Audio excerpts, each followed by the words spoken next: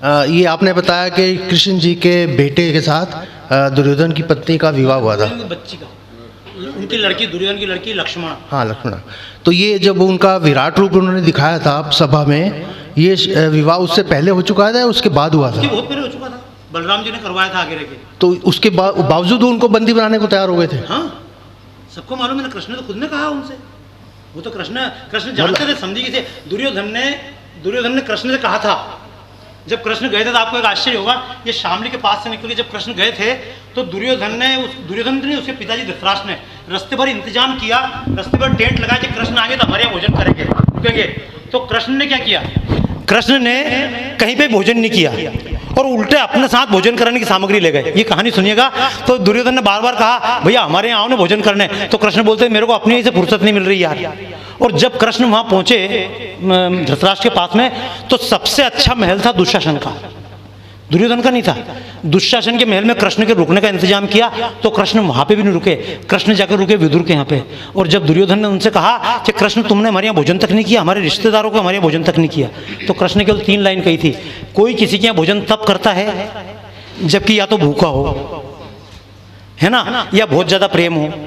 तो बोले दुर्योधन, ना तो अपने में प्रेम है और ना भूखा, तो खाएगा भोजन कृष्ण मारेगा। ये कहानी मिलेगी आपको पूरी। हंसराज रलहन जी,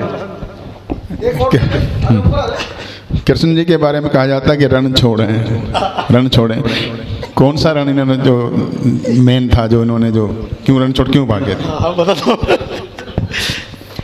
2 चीजें होती है, एक अपने यहाँ बोलते हैं ना राजपूत गिरी, वो एक किस्सा सुना दूंगा तो आप समझ जाएंगे कृष्ण का। तो काल यवन के टाइम पे वो रण छोड़ के भगे थे। एक बनिया था और एक राजपूत था। इसका राजपूत तो बनिया संबंध मत लेना, लेकिन दोनों थे गांव में। तो राजपूत जी की ऐसी थी, मूंछ ऊंची रखते थे और पूरे गांव में उन्होंने बोल रखा कि अगर मूंछ ऊंची रहेगी तो केवल ठाकुर जी की, कोई मूंछ ऊंची नहीं करेगा। तो गांव में सारे आदमी अपनी मूंछ नीचे कर करके ठाकुर के सामने निकलते। गांव का बनिया बोले, बहुत हो गए दिन यार, अब तो लद गए, कोई राजेश जी से आर पार होगा। तो बस अगले दिन ठाकुर के सामने निकले, थोड़ी सी मूंछ ऊंची करी, तो ठाकुर ने कहा,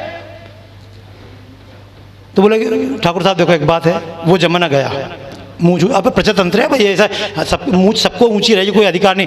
तो ठाकुर ने कहा, मैंने कहा ना गांव में मेरा अधिकार चलता है। तो बोले भले किसी का भी अधिकार चले, लेकिन अब तो मूंछ ऊंची रहेगी, क्या आपकी इज्जत अपनी जगह। तो उसने ठाकुर ने कहा, तू जानता नहीं किससे बात कर रहा है, तो आजा। तलवार ठाकुर ने एक निकाली और एक फेंकी इनकी तरफ, तो इन्हें तलवार पकड़ी, बोले आजा लड़ ले। तो बोले ठाकुर साहब 1 मिनट रुक के। बोले क्या? बोले रुक जाओ 1 मिनट। बोले लड़ना? बोले देखो लड़ने में एक बात होगी कि 99% तो आप जीतोगे, तलवार चलाना आपका काम, लेकिन अगर 1% कोई उल्टा हो गया तो, और 99% मेरे को हारना है, तो मैं एक काम करता हूँ, मैं नहीं चाहता हूँ मेरे मरने के बाद मेरी बीवी भीख मांगे, मेरे बच्चे सड़क पर कटोरे लेके खड़े हों। तो एक काम करो, आज जब लड़ना ही है, मरना ही, तो मैं तो मरने को तैयार, लेकिन अपने छुरछुरी को पहले निपटा के आ जाता हूँ, ताकि बाद में मेरे बात क्या हो मैं चिंता नहीं करूँ, स्वर्ग में मरूँगा शांति से। अब तुम्हारी तुम जानो, लेकिन याद रखना अगर एक दाव उल्टा पड़ गया ना, तो जितनी ठकुराई निपटा रहे हो ना, छुरछुरी ऐसे सड़क पे भीख मांगेंगे, देख लेना। तुम्हारी तुम जानो, मैं तो निपटा रहा हूँ अपने छुरछुरी को जाके। इधर बनिया गया, ठाकुर ने कि यार आज बहुत ज़्यादा ताव खा रहा है, क्या पता क्या बात है, कहीं लफड़ा नहीं हो। ठाकुर भी गया घर पे, जाके तीनों छोरे को मार के तलवार बिल्कुल खून से लथपथ। अरे बनिया के बच्चे आजा, राजेश जी मूंछ कटा के खड़े हुए। बोले ठाकुर साहब घर गया था, बीबी ने जी काय को पंगा लो ठाकुर साहब से।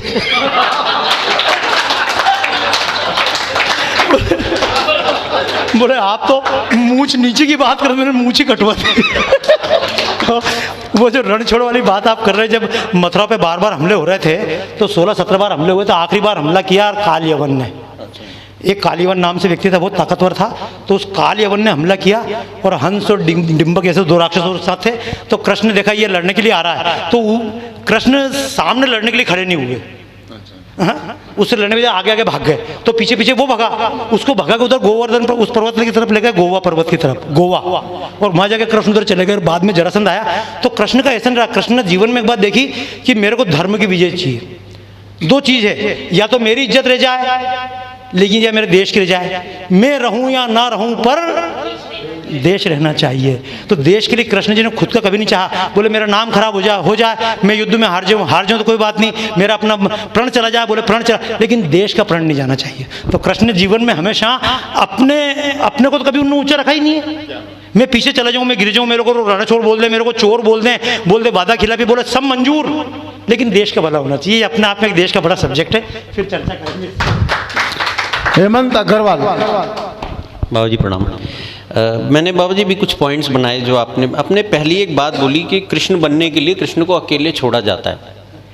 तो अब मेरा बेटा 14 साल का है, मैं भी चाहता हूँ वो खुद सेल्फ में कुछ करने, हम अकेला कहीं आए जाए, लेकिन आजकल का जो हमारे यहाँ माहौल है, हम बच्चों को अकेले नहीं छोड़ सकते, ये भी डर रहता है कि पता नहीं उसके साथ क्या होगा। तो हम बच्चों के लिए ऐसा क्या करें, हम कृष्ण की कथा पता नहीं उसको कितनी सच्ची या झूठी बता पाएंगे। तो अकेले छोड़ने के लिए मैंने ज़िंदगी अकेले ही बनाई है, खुद धक्के खा के काम कर करके।